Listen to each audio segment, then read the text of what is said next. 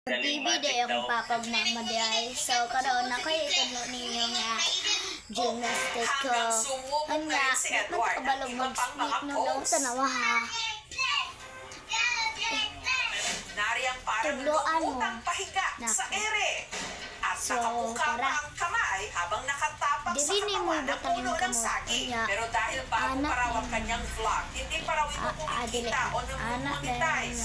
Hook, hook, hook. Anak. Marami man Anak. ngayon ang napapabilib ni Anda, Edward. ano man May naman mga kat- nagsasabing anak. magic trick lang ito. Edit lang yan. Nilagyan lang ng bangko tapos inedit. Green screen? Sabi nila, loko-loko Oh, daw ako, diba? sasampalin daw ako, Easy papalinin peasy, daw ako, lemon squeezy. sakit hindi ka And then, makatulog, naiiyak ka pa. Masasaktan ako. Ang hangarin niya lang ay yung Kabalungan. pagka-monetize siya, yung anak niya matustusan niya sa pag-aaral. Kabalo no. Sabi So, ko nga, ito kung yung mawawala man ako sa mundong ito, makasaya na ako. Makatapos siya sa Lagi na. pag-aaral, pag-i-engineer daw siya. Ani mo tiil gyud ubos.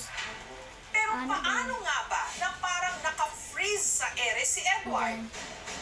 Virgin Flame, asan pa ni magkusiniro ni? Katulad ng kanyang idol na si Jet Li. Hook, hook, hook. Sa gabing ito, handa na raw ipakita ni Edward ang kanyang sikreto.